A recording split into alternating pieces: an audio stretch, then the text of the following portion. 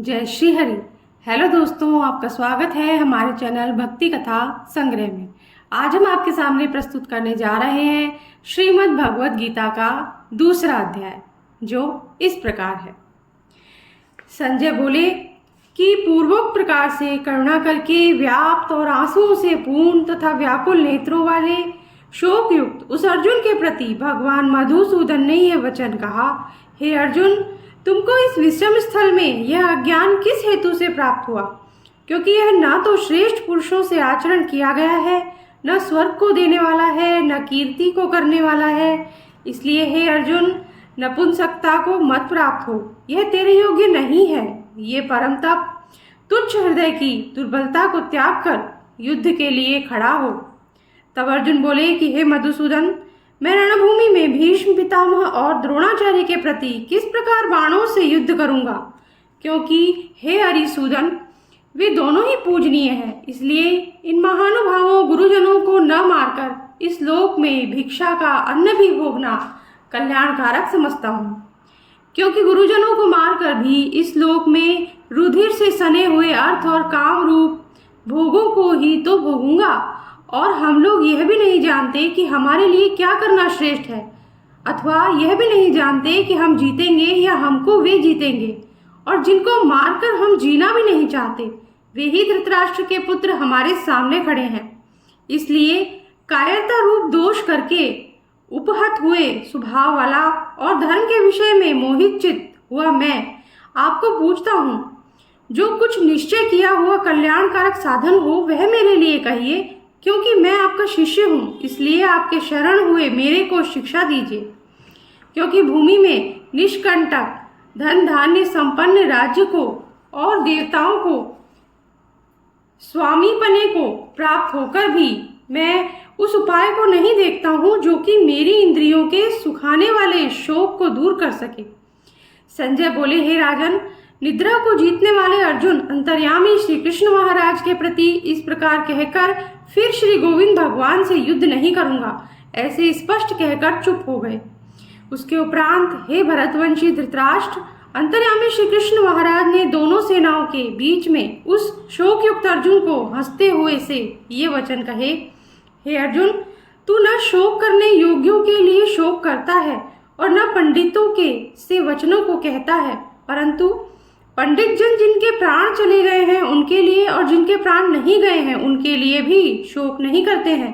क्योंकि आत्मा नित्य है, इसीलिए शोक करना अयुक्त है। वास्तव में न तो ऐसा ही है कि मैं किसी काल में नहीं था, अथवा तू नहीं था, अथवा ये राजा लोग नहीं थे, और न ऐसे ही किसी इससे आगे भी हम सब नहीं रहेंगे। किंतु जैसे जीवात्मा की इस देह में कुमार, युवा और वृद्धावस्था होती है, वैसे ही अन्य शरीर की प्राप्ति होती है।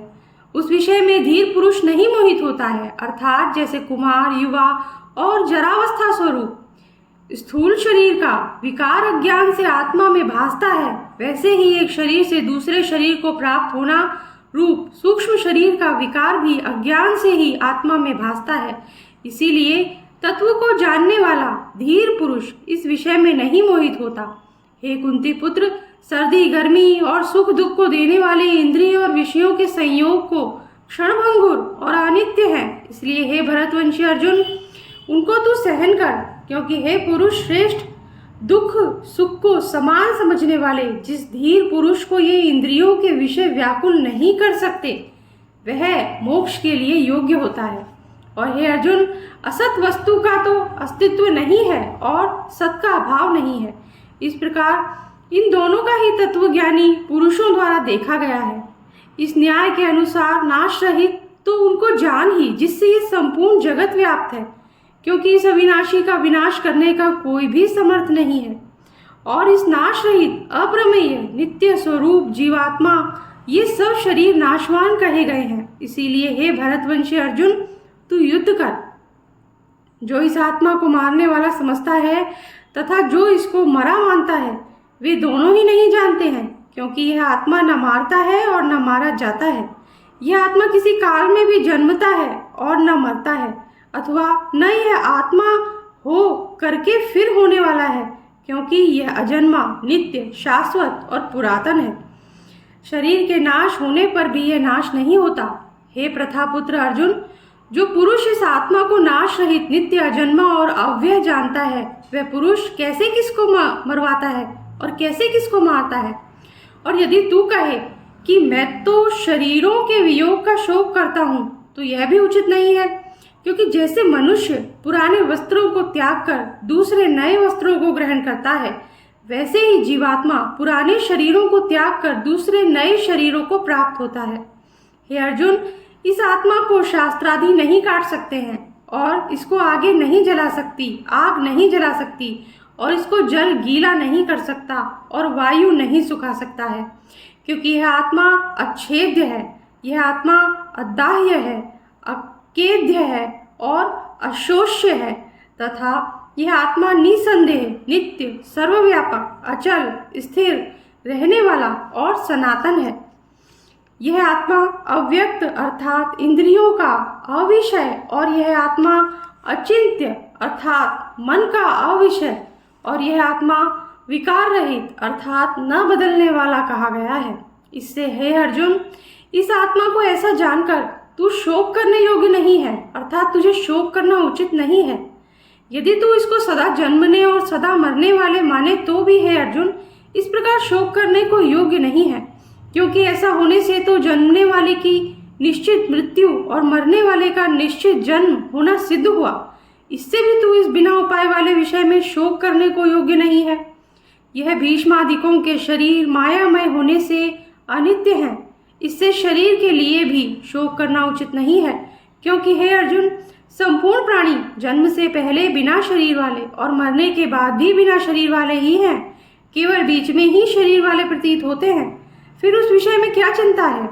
हे अर्जुन, यह आत्म तत्व बड़ा गहन है, इसलिए कोई महापुरुष ही इस आत्मा को आश्चर्य की ज्यों देखता है, और वैसे ही दूसरा कोई महापुरुष ही आश्चर्य की ज्यों इसके तत्व को कहता है, और दूसरा कोई ही इस आत्मा को आश्चर्य की ज्यों सुनता है, और कोई कोई सुनकर भी इस आत्मा को नहीं जानता।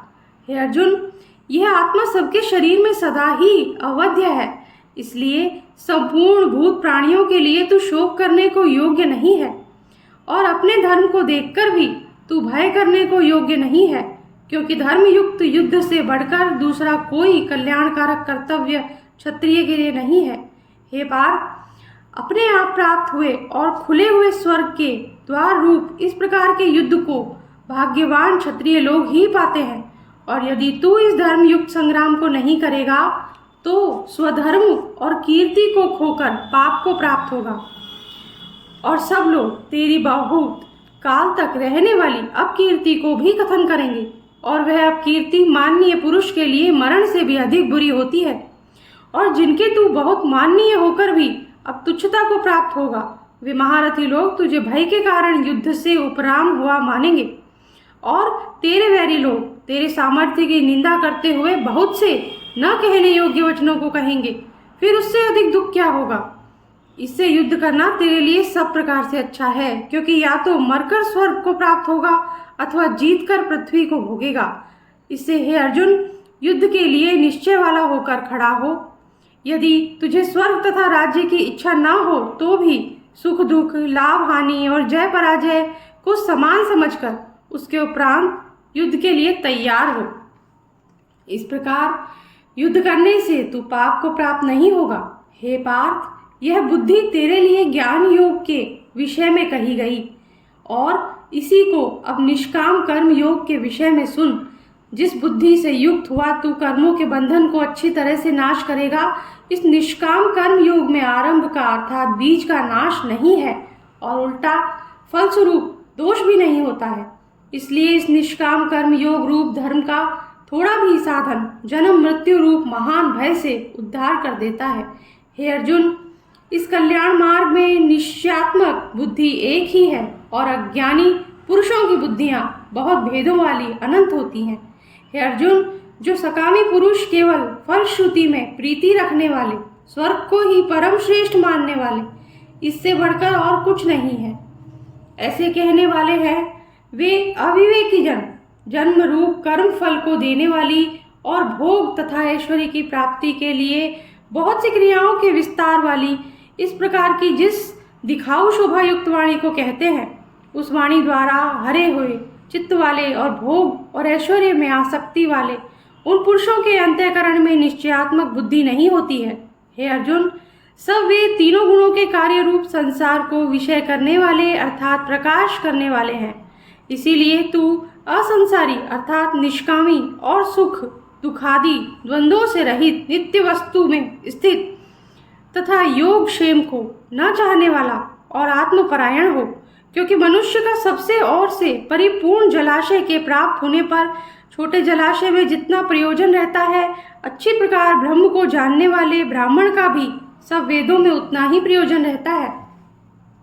अर्थात जैसे बड़े जलाशय के प्राप्त हो जाने पर जल के लिए छोटे जलाशयों की आवश्यकता नहीं रहती, वैसे ही ब्रह्मानंद की प्राप्ति होने पर आनंद के लिए वेदों की आवश्यकता नहीं रहती।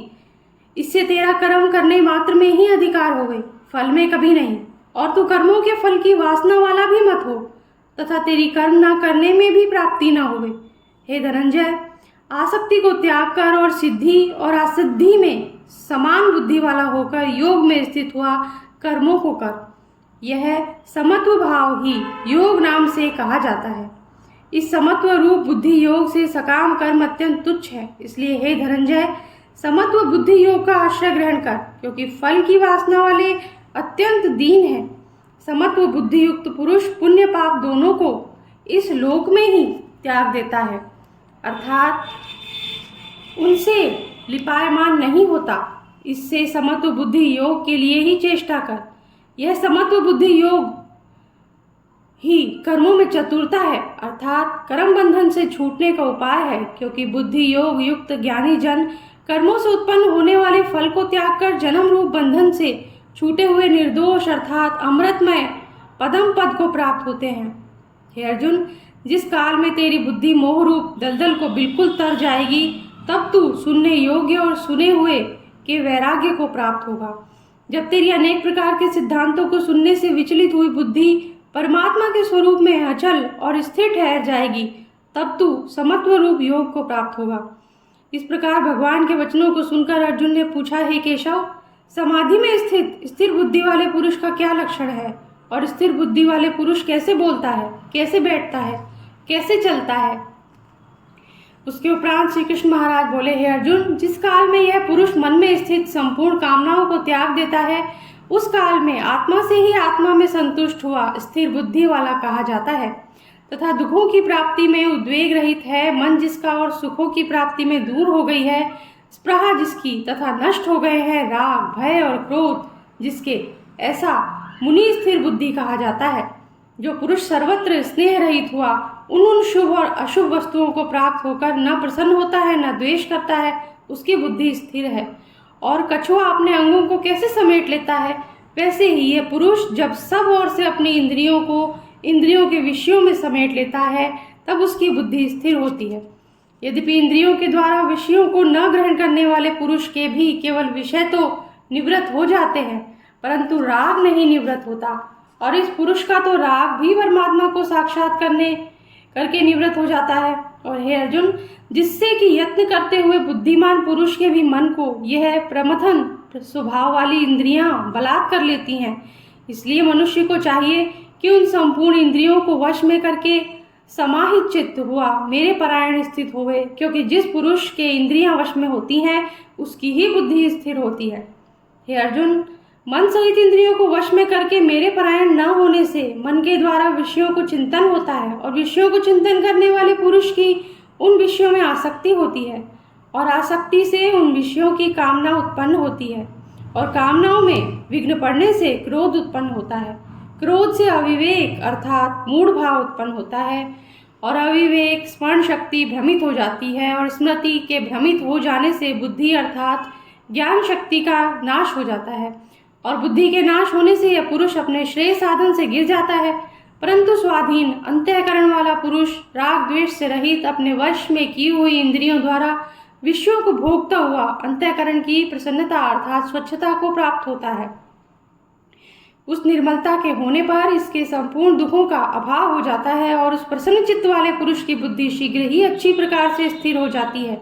हे अर्जुन, साधन रहित पुरुष के अंतःकरण में श्रेष्ठ बुद्धि नहीं होती है और उस आयुक्त के अंतःकरण में आस्तिक भाव भी नहीं होता है, और बिना आस्तिक भाव वाले पुरुष को शांति भी नहीं। फिर शांति रहित पुरुष को सुख कैसे हो सकता है? क्योंकि जल में वायु नाव को जैसे हर लेता है, वैसे ही विषयों में विचरती हुई इंद्रियों के बीच में जिस इंद्रिय के साथ मन रहता है, वह एक ही इंद्रिय इस आयुक्त पुरुष की बुद्धि को हरण कर लेती है। इससे हे महाबाहो, जिस पुरुष की इंद्रियां सब प्रकार इंद्रियों के विषयों में वश में की हुई होती हैं, उसकी बुद्धि स्थिर होती है। और हे अर्जुन, संपूर्ण भूत प्राणियों के लिए जो रात्रि है, उस नित्य शुद्ध बोध स्वरूप परमानंद में भगवत को प्राप्त हुआ योगी पुरुष जागता है।